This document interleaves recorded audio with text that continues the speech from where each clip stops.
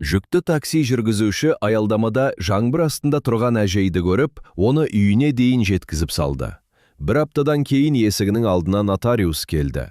Естігенінен ол сілейіп қалды. Қарашаның қақ ортасы. Алматының үстін ауыр. Сұрғылт бұлт торлап таң атқаннан бері жаңбыр сіркіреп тұр. Ескі Нексиямның әйнек тазалағыштары біресе шабан қимылдап, біресе тырысып бағып, жаңбыр тамшылармен арпалысып әлек. Менің де жайым сол. Шаршаған, әлсіз қимылдаймын. Ішімдегі 7 айлық сәбиім бүгін ерекше тынымсыз, әлсін бүйірімнен теуіп, өзінің бар екенін білдіріп қояды. Әр тепкен сайын белім ауырып, рульге жармаса түсемін. Шыда, алтыным, аз қалды. Қазір үйге барамыз, жылы төсекке жатамыз, деп ішімнен сәбиіммен сырласамын. Кешкі 8. Қаланың қарбаласы енді басылғандай. Телефондағы такси қосымшасын өшіретін уақытта болды. Бүгінгі табысым онша емес, бірақ бұдан артыққа шамам да жоқ. Күйеуім Ержан екеуміз осы Алматының шалғай бір ауданынан 2 бөлмелі пәтерді жалдап тұрамыз. Ол құрылыста істейді. Мен жүктілігіме қарамастан осы ескі көлігіммен таксиге шығамын. Алдымызда үлкен мақсат бар. Сәбиіміз дүниеге келгенше ақша жинау. Бесік арба, киім-кешек, кереует.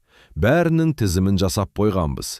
Әр тапқан тиынымызды жинап, ас үй терезесінің алдында тұрған үлкен қобдишаға салып жүрміз. Кейде Ержан жұмыстан шаршап келіп, «Айжаным-ау, қойшы осы таксиіңді, қиналасың ғой, ішімбе бала бар», деп аяйды. Мен оған күліп қана, «Ештеңе етпейді, екеуміз тырыссақ бәріне жетеміз ғой», деймін. Ол ауыр күрсініп, үнсіз қалады. Екеуміздің де арманымыз болашақ сәбиімізге ешкімнен кем қылмай бар жағдайын жасау. Сол үшін кез келген қиындыққа төзуге дайынбыз. Мен өшіру батырмасын басайын деп жатқанда, жолдың шетіндегі аялдамаға көзім түсті.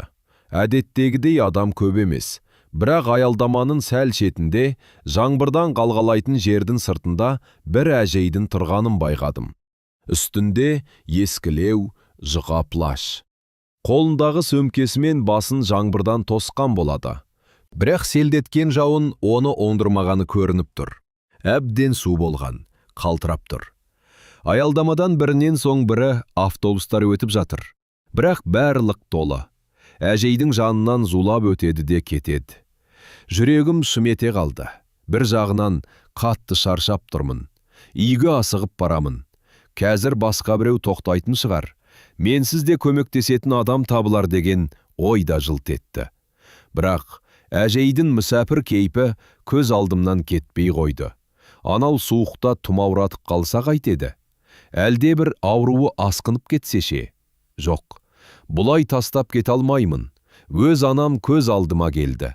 Ол кісі де ауылда осылай жалғыз жүргенде, біреу осындай мейірімділік танытса екен деп тілейтінім есіме түсті. Мен ойланбастан көлігімнің басын аялдамаға бұрдым да, әжейдің тұсына келіп тежегішті бастым. Оң жақтағы терезені түсіріп, «Апа, отырыңыз, су болып қалыпсыз ғой, қайда барасыз?» дедім дауыстап. Әжей алдымен селгете қалды. Үрпие маған қарап, сенер-сенбесін білмей тұрды. «Қызым-ау, саған әуре болмасын.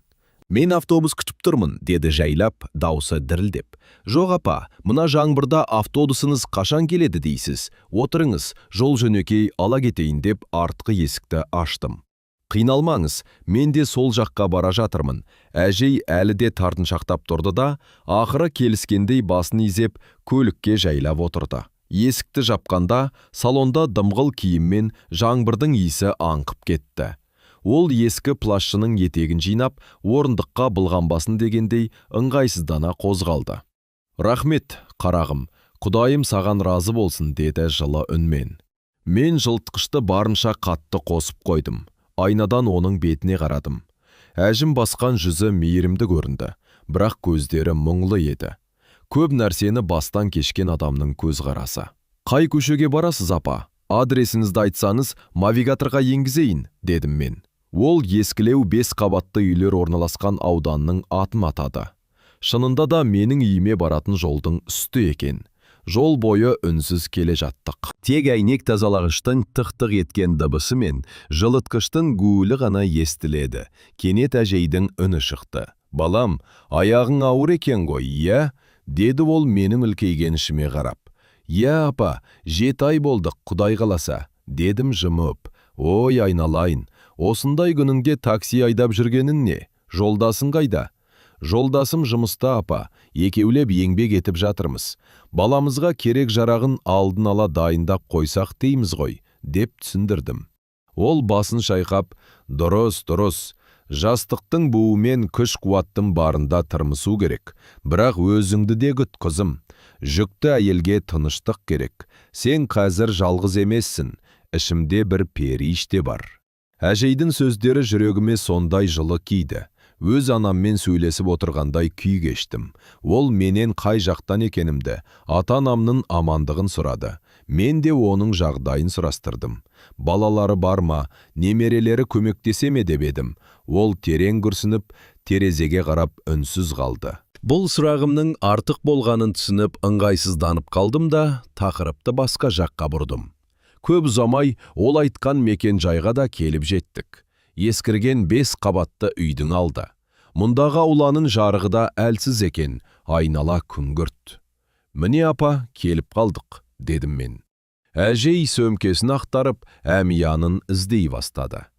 «Қанша болды қызым, ақшамды дайындайын». «Жоқ апа, ешқандай ақша керек емес», дедім мен, үзілді кесілді.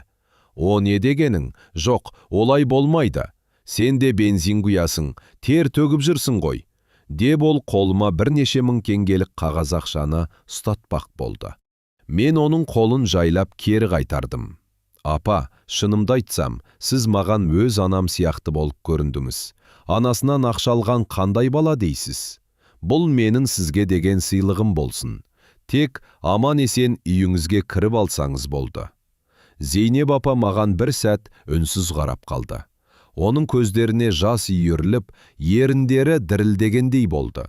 «Рахмет саған, алтын қызым», деді ол сыбырлап. «Адамдардың бәрі сендей мейірімді болса ғой». Ол көліктен түсіп, есікті жапты. Мен кетіп қалмай оның үйіне кіргенін күтіп тұрдым. Ол 1-2 қадам басты да, маған қайта бұрылып тереземді қақты. Мен терезені түсірдім. Ол сөмкесінен ескілеу, жіпке тізілген көк моншақтардан жасалған шағын тұмарды алып шықты.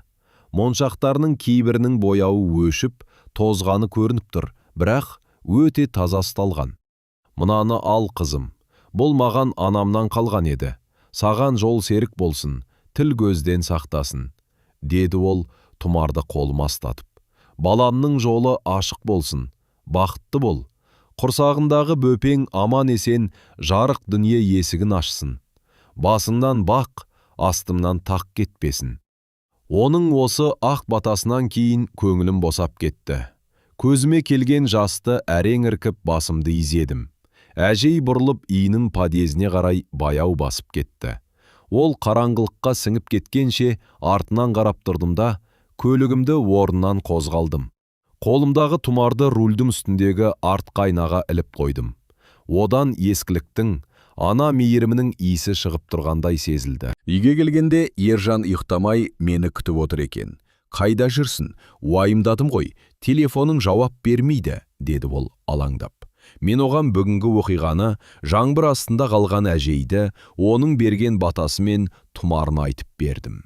Ержан сәл ойланып отырды да, «Дұрыс істегенсің жаным. Жақсылық жерде қалмайды дейді ғой. Кім біледі, сол кісінің батасы қабыл болып, біздің де жолымыз ашылып қалар», деді де маңдайымнан сүйді. Сол күннен кейін мен Зейнеп апаны да, оның берген тұмарын да ұмыта бастадым. Тұмар айнаға ілулі тұр, бірақ күнделікті кейбең тіршілікпен оған мән бермейтін болдым. Таңертең тұрамын, Ержанды жұмысқа шығарып саламын. Сосын өзімде рульге отырамын. Ақша жинау, дәрігерге бару, болашақ сәбиге киім іздеу, бәрі сол әжеймен болған кездесуді санадан ысырып тастады. Бұл жай ғана мейірімділіктің бір көрінісі, өмірдегі өткінші бір сәт деп ойладым. Менің өмірімді түбегейлі өзгертетін оқиғаның дәл осы жаңбырлы кештен басталғанын сол кезде қайдан білейін. Сол оқиғадан кейін арада бір апта сырғып өте шықты. Зейнеп апамен болған кездесу жадымның бір түкпірінде жылы естелік болып сақталғанымен, күнделікті күйбен тіршілік оны бірте-бірте ұмыттыра бастады. Ержан екеуміздің бар ойымыз жақында дүние есігін ашатын сәбиіміз. Жалдамалы пәтердің кезекті төлемі, перзентханаға қажетті заттар, баланың киім-кешегі, бәрі ақшаға келіп тіреледі. Менде ішімдегі шарананың салмағына қарамастан, мүмкіндігінше көп тапсырыс алуға тырысып, таңның атысынан күннің батысына дейін рульде отырамын. Ержан да екі жұмыста жүр. Бірақ бәрібір ақшамыз жетпейді. Әр тиынды санап, артық шығын жасамауға тырысатынбыз. Сол күні кешке Ержан жұмыстан шаршап келді. Мен асүйде кешкі асқа қарапайым макарон пісіріп жатқанмын. Ол келіп, артымнан құшақтай алды да, ішімді аялап сипады. «Кішкентай, бүгін анасын көп қинамады ма?» деп сыбырлады ол. «Жоқ, бүгін тыныш жатқан сияқты, әкесін күтті білем», деп күлімдедім мен. Осындай сәттерде барлық қиындық ұмытылып, жүрегім жылуға толатын. Дәл осы сәтте есіктің қоңырауы шылдыр ете қалды. Ержан екеуміз бір-бірімізге таңдана қарадық. Бұл уақытта бізге кім келуі мүмкін?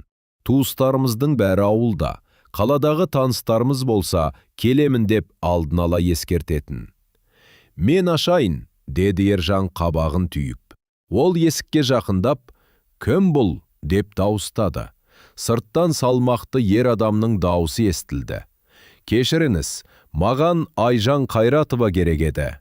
Мен нотариуспын». «Нотариус?» Бұл сөзді естігенде денем мұздап оя берді. Жүрегім бір жамандықты сезгендей солқ ете қалды. Ержан да абдырап қалса керек, есікті ашар-ашпасын білмей сәл бөгелді де ақырын ашты. Табалдырықта қымбат классикалық үлгідегі костюм киген, қолына былғары портфель ұстаған, шамасы 40-тардағы сымбатты бір ер адам тұр екен. Оның түрінен білімділік пен салиқалылық аңғарылып тұрды. «Сәлеметсіз бе? Мен Асқар Серікұлы, жеке нотариуспын. Айжан Қайратова сіз боласыз ба?» деді ол маған қарап. Мен басымды изедім. «Ішке кіруге рұқсат па?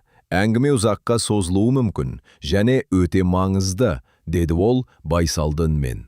Ержан оны үйге кіргізді. Кішкентай қонақ бөлмемізге кіргенде, нотариус ескілеу жиһаздарымызға, қабырғадағы сарғайған түсқағазға көз жүгіртіп өтті. Меніңше, оның бұл әрекеті біздің тұрмыс тіршілігімізді бағамдау сияқты көрінді. Ұялып қалғанымды жасыра алмадым. «Отырыңыз», деді Ержан, оған ескі креслоны нұсқап. Нотариус отырды да, портфелін ашып, ішінен бірнеше құжаттарды шығара бастады. Бөлмеде тырс еткен дыбыс жоқ, кек менің жүрегімнің дүрсілі ғана естіліп тұрғандай. «Айжан ханым», деп бастады Асқар Серікұлы маған тіке қарап. «Мен сізге ауыр хабар жеткізуге мәжбүрмін. Сіз танитын Зейнеп Есболат қызы осыдан 3 күн бұрын дүниеден озды». Зейнеп апа. Аялдамадағы әжей. Денемді ыстық леп шарпып өтті. Қалайша? Ол кісі сондай сергек көрінген еді ғой. Көз алдыма оның мейірімді жүзі, жылы сөздері, маған ұсынған ескі тұмары келді. Көзіме еріксіз жас үйірілді.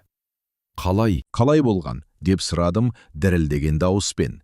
«Жүрек талмасы, жасы келген кісі еді», деді нотариус аяушылықпен. Ержан жаныма келіп ығымнан демеді. Ол да бұл жаңалықты ауыр қабылдаған сыңайлы. Мен оған Зейнеп апа туралы айтып берген едім ғой. Мен сіздерді мына мәселе бойынша мазалап отырмын, деп жалғастырды нотариус. Зейнеп Есболат қызы қайтыс болар алдында өсиет қалдырған. Өсиет заңды түрде тіркелген, барлық құжаттары дұрыс. Сол өсиет бойынша ол өзінің барлық дүние мүлкін сізге, Айжан Қайратоваға қалдырған. Тыныштық. Бір сәт құлағым естімей қалғандай болды. Мен есеңгіреп Ержанға, сосын нотариусқа кезек-кезек қарадым. Бұл қандай қалжың? Кешіріңіз, сіз шатастырып тұрған жоқсыз ба? Қандай мүлік? Ол кісіні мен бір-ақ рет көрдім ғой, дедім мен, сенер-сенбесімді білмей. Ешқандай қателік жоқ, Айжан ханым. Зейнеп апаның қала орталығындағы 4 бөлмелі пәтері, қала сыртындағы саяжайы және банктегі есеп шотындағы ірі көлемдегі қаражаты бәрі заңды түрде сізге өтеді, деді нотариус саспастан. Ержанның көздері шарасынан шығып кете жаздады. Ол нотариусқа сенімсіздікпен қарап, бұл қалай болғаны? Бұл бір алдау емес пе? Бір алаяқтық схема шығар мүмкін. Бізді бір пәлеге ұрындырып жүрмесін? Тегін ірімшік тек қақпанда болады дейді ғой, деп дауыстап жіберді. Оның даусынан үрей мен ашу аралас шықты. Асқар Серікұлы оған сабырлы түрде жауап берді. Мен сіздердің таңданыстарыңызды түсінемін, бірақ бұл ресми құжат. Мен өз міндетімді орындап, сіздерге хабарлауға келдім. Міне, өсиеттің көшірмесі. Танысып шығыңыздар. Ол бізге бірнеше парақ қағаз ұсынды. Ержан қағаздарды жұлып алғандай алып, оқи бастады. Менің басым айналып, орнымнан әрең отырдым. Қала орталығындағы пәтер, саяжай, ірі қаражат. Бұл менің түсіме де кірмеген байлық. Бірақ не үшін? Неге маған? Нотариус кеткеннен кейін пәтер ішін өлі тыныштық жайлады. Ержан қолындағы қағаздарға телміріп, әлі сене алар емес. Мен болсам диванда қозғалмастан отырмын. Ішімдегі бала қаттырақ теуіп жібергендей болды. Мені осы шындыққа қайта оралтқандай. Айжан, бұл бір сұмдық қой. Ол әжейдің туыстары бар шығар, бала-шағасы. Неге оларға қалдырмай сені таңдаған? Деді Ержан әлі де күдікпен. Мен қайдан білейін, Ержан? Мен ол кісі туралы ештеңе білмеймін. Тек жалғыз тұратынын айтқан. Бәлкім ақыл-есі дұрыс болмаған шығар. Біз бұл мүлікті қабылдасақ, артынан үлкен дау шығуы мүмкін. Басымыз бәлеге қалады, Айжан. Ойланшы, бізге онсыз да бас ауру жетіп артылады. Ержанның сөзінің жаны бар еді. Менің де жүрегімді үрей білей бастады. Осы бір түсініксіз байлық біздің тып-тыныш өмірімізді астан кестен ететіндей көрінді. Көп ұзамай Ержанның айтқаны айдай келді. Келесі күні бейтаныс нөмірден қоңырау шалынды. Тұтқаны көтергенімде ар жақтан ашулы ер адамның дауысы естілді. «Алло, Айжан Қайратова деген сенбісің?» деді ол дөрекі түрде. «Я, мен Бауыржан, Зейнеп апаның жиенімін. Сен не ойлап жүрсің, алаяқ? Қарт адамның басын айналдырып, мүлкін тартып алмақшысың ба? Егер өз еркіңмен сол мұрадан бас тартпасаң, өмірін позаққа айналады, есімде болсын». Телефонды қалай қойып тастағанымды білмеймін. Қолым дірілдеп, демім тарылды. Жиені, демек, туыстары бар. Олардың ашулы болуы заңды да. Бірақ алаяқ деген сөз жүрегіме пышақтай қадалды. Бұл тек бастамас екен. Сол күннен бастап біздің мазамыз кетті. Бауыржан күніне 10 шақты рет хабарласып, қорқытып, бопсалайтын болды. Түн ортасында да маза бермейтін. Көп ұзамай ол әйелі Гүлнарды ертіп, жалдамалы пәтеріміздің есігінің алдына келіп, айқай шу шығарды. «Шық бері, ұры! Көршілер қараңдар! Мына үйде қарттарды тонайтын алаяқ тұрады!» деп Гүлнардың ащы дауысы подъезді басына көтерді. Мен ұяттан өртеніп кете жаздадым. Есікті ашуға қорқтым. Ержан шығып, олармен сөйлеспек болды. Бірақ олар оны да тыңдамады. «Сен де сыбайлассың. Екеулеп біздің апамызды алдап соқтыңдар» деп, Бауыржан Ержанның жағасына жармасты. Көршілер есіктерінен сығалап, не болып жатқанын түсінбей қарап тұрды. Мен үшін бұдан артық масқара жоқ еді. Осы шудан кейін ішім тартылып ауыра бастады. Қорқып кеткен Ержан оларды әрең кетіріп үйге кірді. Мен диванда бүк түсіп, ішімді құшақтап жылап жатыр едім. «Болды, жетер. Маған ешқандай байлықтың керегі жоқ», дедім мен еңіреп. «Маған тыныштық керек, Ержан. Баламызға зияны тиіп жүрер». Менің өзімнің де көңілімде күдік ұялай бастады. Расымен де, Зейнеп апа есі дұрыс болды мекен? Мүмкін бұл өсиетті өз еркімен жазбаған шығар. Мүмкін мені біреу пайдаланып, осы іске әдейі икермелеп отырған болар. Қорқыныш пен күмән жанымды жегідей жей бастады. Жүктілігіме байланысты онсыз да әлсіз жүйкем одан сайын сыр берді. Ұйқым қашып, тәбетім болмады. Бірнеше күн осы азаппен өткен соң, мен соңғы шешімді қабылдадым. Ержанға айтпастан таңертең тұрып, нотариус Асқар Серікұлының кеңсесіне бардым. Оның кеңсесі қаланың орталығындағы зәулім ғимараттардың бірінде екен. Ішке кіргендегі тазалық пен тыныштық менің мына сумкымдағы аласапыранмен мүлде үйлеспейтін. Сәлеметсіз бе? Мен мұрадан бас тартқым келеді, дедім мен хатшы қызға. Көп ұзамай мені Асқар Серікұлының кабинетіне кіргізді. Мен оған болған жайдың бәрін, қорқытуларды, айқай-шуды, өзіңнің күмәнімді айтып бердім. Асқар Серікұлы, мен бұл мүлікке таласпаймын. Тіпті оның бір тиыны да керек емес. Тек мені жайыма қалдырсыншы. Менің ең басты байлығым құрсағымдағы балам. Оның амандығы үшін бәрінен бас тартуға дайынмын, дедім мен жалынышты үнмен. Нотариус мені мұқият тыңдап отырды. Оның жанарында аяушылық сезімі байқалды. Айжан ханым, мен сіздің жағдайыңызды толық түсінемін, деді ол сәл ойланып. Сіздің мұрадан бас тартуға толық құқығыңыз бар. Бірақ шешім қабылдамас бұрын мынаны біліңіз. Бұл өсиет толықтай заңды. Зейнеп апа өсиетке қол қояр кезде медициналық куәландырудан өткен, оның ақыл есінің толықтай дұрыс екендігі дәлелденген, оның сізге мұра қалдыруының өте салмақты себебі болды. Өкінішке орай клиенттік құпияға байланысты мен ол себепті сізге тазір аша алмаймын, бірақ бір нәрсені айтайын. Бұл жерде ешқандай алдау немесе қателік жоқ. Бұл Зейнеп апаның саналы түрде жасаған таңдауы. Нотариустың сөздері мені одан сайын ойға қалдырды. Себебі бар, қандай себеп? Бір рет қана көрген адамға осынша байлықты қалдыратындай қандай себеп болуы мүмкін? Менің басым қатып, не істерімді білмей кеңседен шықтым. Мен Бауыржан мен Гүлнардың айқайынан гөрі осы белгісіздіктен көбірек қорқа бастадым. Енді не болады? Бауыржан мен Гүлнар сөздерінде тұрды. Олар мені сотқа берді. Бір күні кешке жұмыстан шаршап келген Ержан екеуміз шай ішіп отырғанда, есіктің қоңырауы емес, есікті біреу жұдырықпен сартылдатып ұрды. Ашып қалсам, сот орындаушысы қолыма суық қағазды ұстатты. Азаматша Айжан Серікқызны сотқа шақырту. Жүрегім зырқ ете қалды. Талап арыз. Зейнеп Қайратқызының өсиетнамасын заңсыз деп тану туралы. Арызда мені қара бояумен жазғырыпты. Қарт кісінің сеніміне кіріп алған алаяқ, оның есінің дұрыс еместігін пайдаланып, бар байлығын өзіне жаздырып алған. Әр сөзі жүрекке қадалған тікенек. Ержан қағазды оқып шығып түтігіп кетті.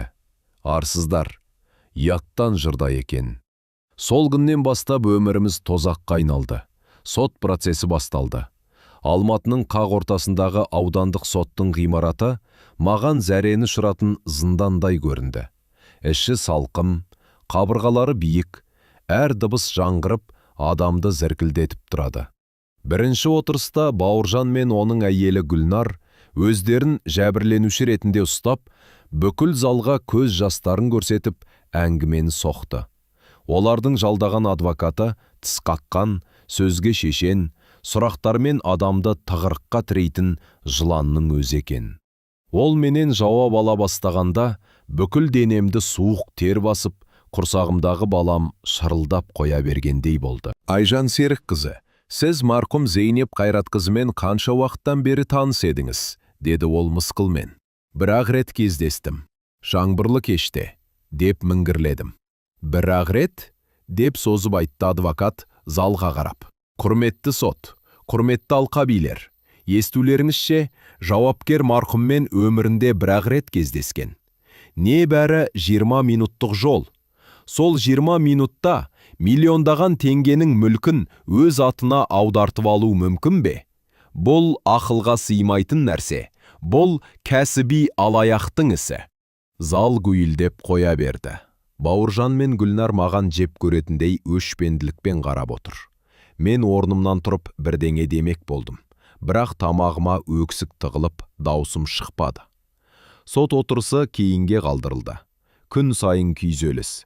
Түнімен кірпік қақпаймын. Басымда мың сан сұрақ. Шынымен де әжейдің есі дұрыс болмады ма? Мені танымайтын біреуге осынша байлықты қалай қалдырды? Мүмкін мен расымен де біреудің бақытсыздығына себепкер болып отырған шығармын. Ішімдегі шарасыздықпен бірге балам да мазасызданатынды шығарды. Дәрігерге қаралсам, қам қысымым көтеріліп кетіпті. Саған тыныштық керек қалғам. Бұлай уайымдай берсең балаға зиян, ерте босанып қалуын мүмкін, деп қатаң ескертті. Ержан жанымда шырпыр болып жүр, бірақ оның да қолынан не келеді? Айжан, қойшы, уайымдамашы, ақпыз ғой, жеңеміз, дейді. Бірақ өз көзінде де үрей тұрғанын байқаймын. Бауыржанның туыстары бізді жайымызға қалдырмады. Пәтеріміздің есігіне келіп айқайлап, көршілердің көзінше ұры, алаяқ, қарғысатсын сені, деп қарғап сілеп кететін болды. Жаңадан көшіп келген үйімізде жұрттың бәрі бізге жексұрын ретінде қарайтын болды. Бір күні таңертең ұйқыдан оянсам, денем ауырлап, ішім тартылып ауыра бастады. Қатты қорыққанымнан шыңғырып жібердім. Ержан жедел жәрдем шақырды. Дәрігерлер мені ауруханаға жатқызып, бірнеше күн жүйке тыныштандыратын дәрілер салды. Сол аурухананың ақ қабырғаларына қарап жатып, мен бір шешімге келдім. Маған ешқандай пәтер де, ақша да керек емес. Маған тек баламның амандығы керек. Бұл мұра маған бақ емес, сор болып жабысты. Ауруханадан шыққан бойда Ержанға айттым. Болды, мен бәрінен бас тартамын. Нотариусқа барамында өтініш жазамын. Пәтер де, саяжай да, ақша да бәрі сол Бауыржанға бұйырсын. Тыныштығымды берсін. Ержан алғашында қарсы болды. Бірақ менің көзімдегі шаршау мен түмілуді көріп, үндей алмады. Ертесіне таңертең Асқар нотариустың кеңсесіне жалғыз бардым. Мені көріп ол таңғалды. Жүдеп, бозарып кеткен екенмін. Айжан ханым, сізге не болған? Сот қалай өтіп жатыр? Деді ол жанашырлықпен. Асқар мырза, мен мұрадан бас тартқым келеді. Шаршадым, бәрінен құтылғым келеді. Маған тыныштық керек, дедім еңсем түсіп. Нотариус үстеліне сүйеніп маған ұзақ қарады. Оның көзінен кәсіби сабырлықпен қатар адами аяушылықты да байқадым. Айжан, тоқтаңыз, асығыс шешім жасамаңыз, өсиет заңды, сіздің еш кінәңіз жоқ, мен мұны білемін, деді ол нық сеніммен. Сіз қайдан білесіз? Мүмкін, әжей расымен де... Жоқ, деді нотариус сөзінді бөліп. Олай емес. Мен сізге клиенттік құпияға байланысты айта алмайтын бір жайт бар еді. Бірақ сіздің мына жағдайыңызда ана ашкөз туыстардың озбырлығын көріп, үндемей қала алмаймын. Бұл менің кәсіби этикама қайшы шығар, бірақ адамгершілікке сай келеді. Зейнеп апа сізге арнап бір хат қалдырған болатын. Ол мұны маған, егер қызым қатты қиналса, егер адамдар оның жақсылығын түсінбесе, осыны қолына тапсыр деп аманаттаған еді. Меніңше сол сәт келді. Ол сейфін ашып, ішінен сарғыш тартқан ескі конвертті алып шықты. Үстіне әдемі, бірақ сәл дірілдеген қолмен «Айналайын, мейірімді қызым Айжанға» деп жазылыпты. Асқар конвертті маған ұсынды. Қолым дірілдеп әрең алдым. Ол кісі сыртқа шығып, мені оңаша қалдырды. Терең тыныс алып, конвертті аштым. Ішінде бірнеше парақ қағаз бар екен. Әдемі, маржандай тізілген қолжазба. Мен оқи бастадым. Айналайын Айжан балам. Егер сен осы хатты оқып отырсаң, демек, менің артында қалған дүние саған қуаныш емес, қайға келгені ғой. Кешір мені. Адамдардың ашкөздігі мен қатыгездігі осыншалықты болар деп ойламаппын. Сен мені танымайсың, балам. Менің өмірім туралы ештеңе білмейсің. Мен саған бәрін айтып берейін. Осыдан 20 жыл бұрын менің жалғыз ұлым, жалғыз шамшырағым жол апатынан көз жұмды. Ол да сен сияқты мейірімді, жүрегі кең, ешкімге жамандығы жоқ бозбала еді. Жұрттың бәріне көмектесуге дайын тұратын. Сол қайғыдан кейін менің өмірімнің мәні жоғалды. Адамдардан көңілім қалды.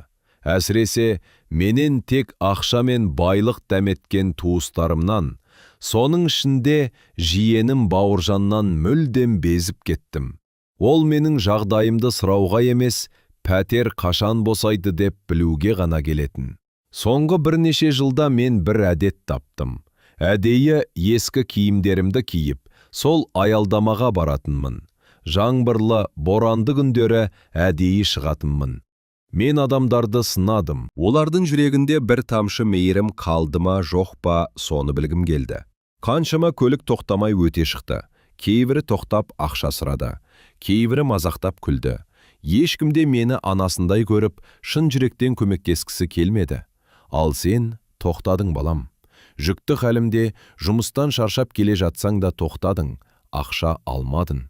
Апа, сіз менің анам сияқтысыз ғой дедің. Сол сәтте менің тас болып қатқан жүрегім еріп сала берді. Сен тоқтаған сәтте мен сенің бейнеңнен өзімнің марқұм ұлымды, ал құрсағындағы сәбиден өзім көре алмай кеткен немеремнің дидарын көргендей болдым. Сен менің адамзатқа деген сөніп бара жатқан соңғы үмітімді қайта жақтың. Бұл мұра менің саған емес, адамгершілікке деген сеніміме қалдырған өсиетім. Осыны еш қашан ұмытпа қызым. Оларға берілме. Сенің жақсылығың, сенің ең үлкен қаруың. Хатты оқып біткенде көз жасым сел болып ақты. Бірақ бұл күйзелістің емес, жүрегімді жібіткен жылылықтың жасы еді. Мен әжейдің неге бұлай істегенін енді түсіндім. Бұл енді мен үшін жай ғана мұра емес еді. Бұл маған тапсырылған аманат болатын. Орнымнан тұрып көз жасымды сүрттім де, Асқардың кабинетінен нық қадаммен шықтым. Мен енді берілмейтін едім. Мен Зейнеп апаның үмітін ақтау үшін күресетін боламын. Сот залы, суық, адам жанына жат ресми кеңістік. Биік төбе, ауыр перделер, қабырғадағы мемлекеттік рәміздер, бәрі адамды зіл басып, өз-өзімнен кішірейіп қалатын орта жасайды екен. Менің орнымда қылмыскер отырған жоқ, бірақ тағылған айыптардың ауырлығынан өзімді ақтала алмас күнәһардай сезіндім. Қарсы бетте жиен Бауыржан мен оның әйелі Гүлнар маңғаздана отыр. Олардың жүздерінен сенімділік пен менмендік аңғарылады. Жанындағы қымбат киінген, шашын жылтырата қайырған адвокаты бізді көзінің қиығымен бір сөзіп өтіп, қолындағы қағаздарына үмілді. Ержан қасымда отыр.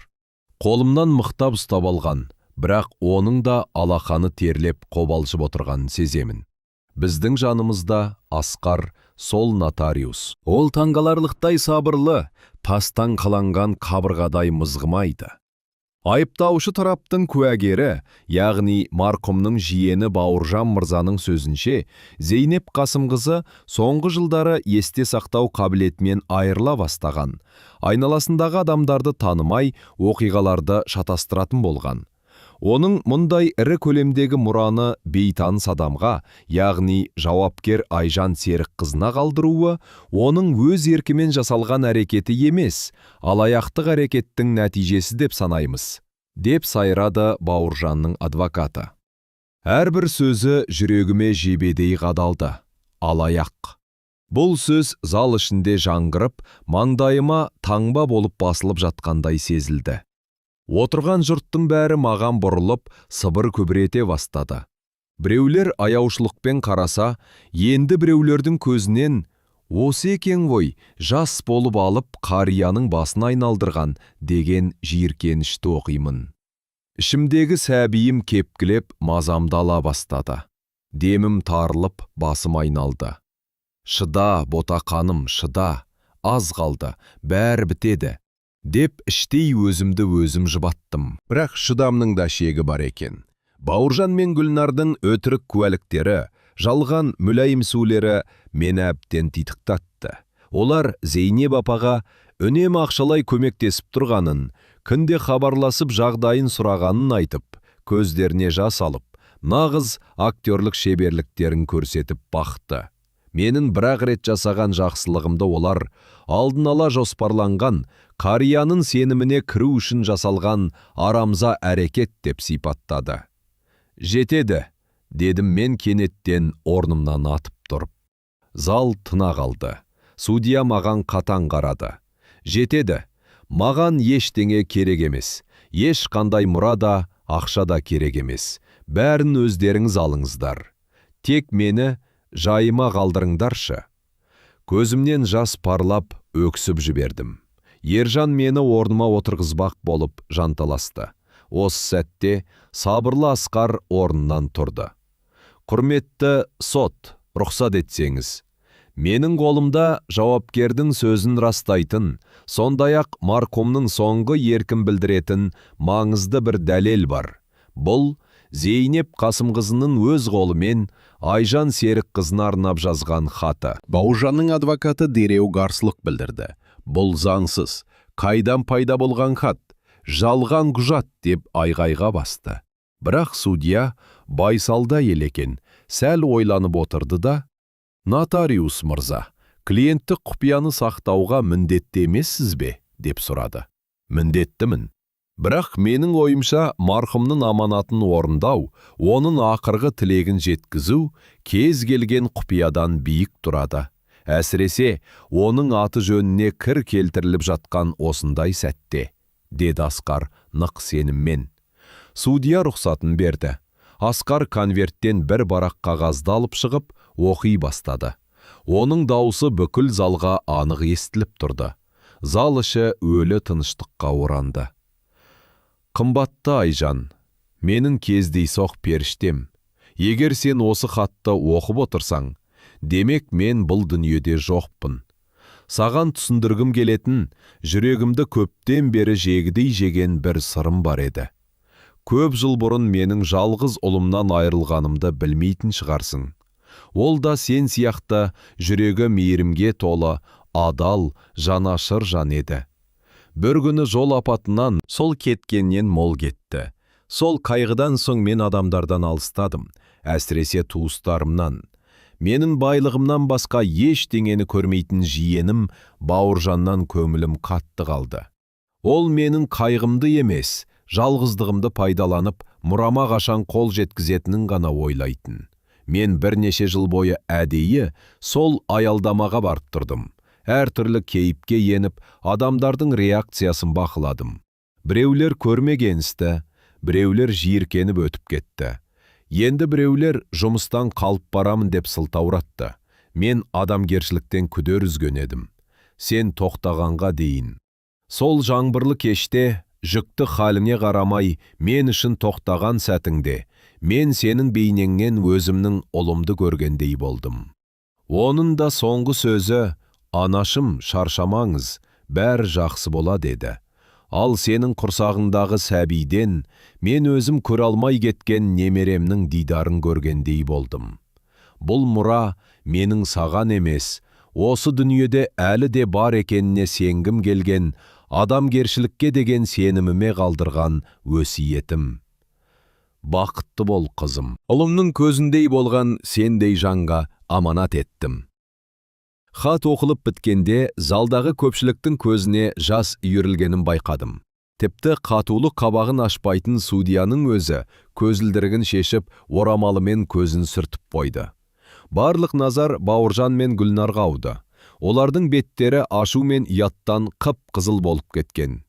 Гүлнар басын төмен салып жыламсырап отыр. Ал Бауыржан, «Өтірік, бәрі өтірік, бұл әдейі ұйымдастырылған» деп айқайлап, орнынан ұшып тұрды. Бірақ оның сөзіне ешкім сенген жоқ. Оның ашкөздігі, екіжүзділігі бүкіл залдың алдында әшкере болды. Судья тоқпағымен үстелді бір ұрып, оны тәртіпке шақырды. Шешім көп күттірмеді. Сот менің пайдама шықты.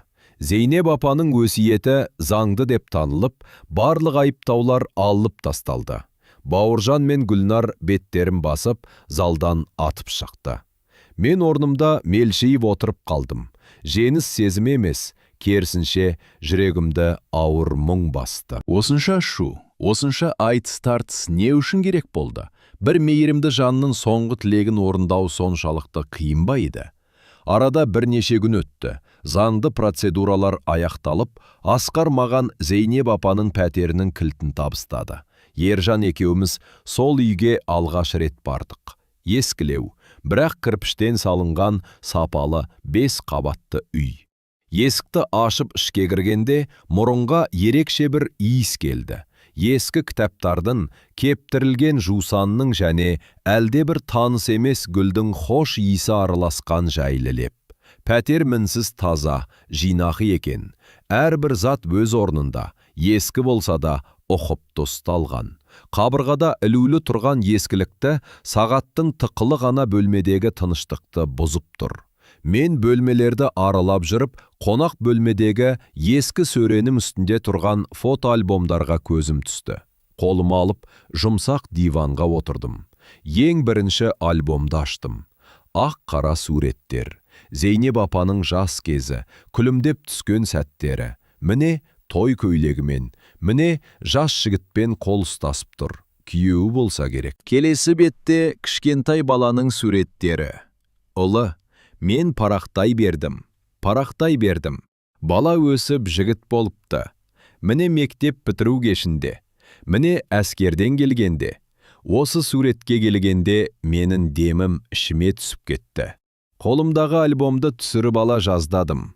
Ержан бері келші, деп айқайлап жібергенімді өзім де байқамай қалдым.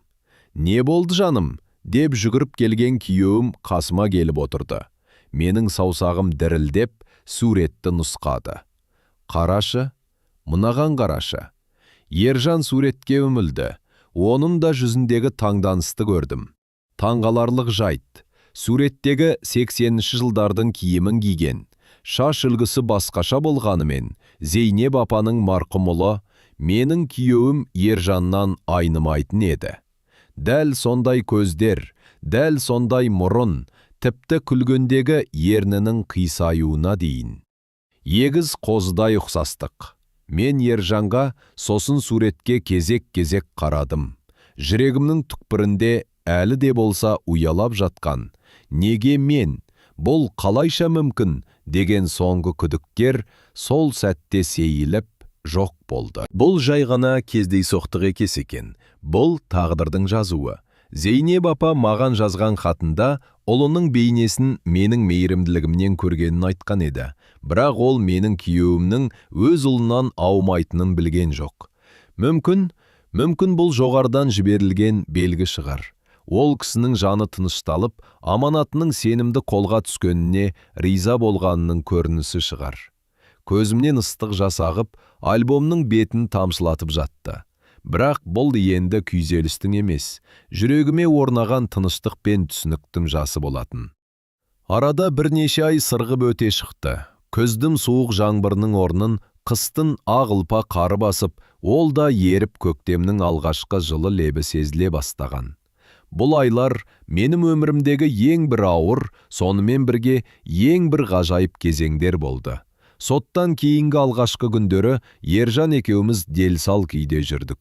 Зейнеп апаның пәтеріне кіруге жүрегіміз дауаламай, ескі жалдамалы пәтерімізден шықпай қойдық. Бәрі түс сияқты. Оянсақ, бәрі бұрынғы қалпына келетіндей көрінді. Алайда уақыт ең мықты емші екен. Менің ішімдегі кішкентай періштемнің жарық дүниеге келуге асығып жатқаны. Оның әрбір қимылы маған күш берді. Сен болашақ анасың Айжан. Сен мықты болуың керек. Сенің балаң мұқтаждық көрмеуі тиіс, деп өзіме өзім қайталаумен болдым. Ақыры бір күні Ержан екеуміз Зейнеп апаның үйіне көшуге бел будық. Кілтті бұрап, есікті ашқан сәтте, ішке кірген көктемгі күннің сәулесі үйдің ішін нұрға бөлек тұр екен. Үйдің іші жинақы, таза, бірақ иесіз қалғаны білініп тұрды. Ауада мұң мен жалғыздықтың иісі қалғанда еді. Біз сол күні ештеңеге тиіспедік. Тек терезенің алдына келіп, сыртқа қарап ұзақ тұрдық. Қаланың қайнаған тіршілігі алақандағыдай көрінеді. Біз бұрын соңды мұндай биіктіктен Алматыға қарап көрмеппіз. Кешке қарай Ержан мені құшақтап, «Айжан, бұл біздің жаңа өміріміздің бастамасы.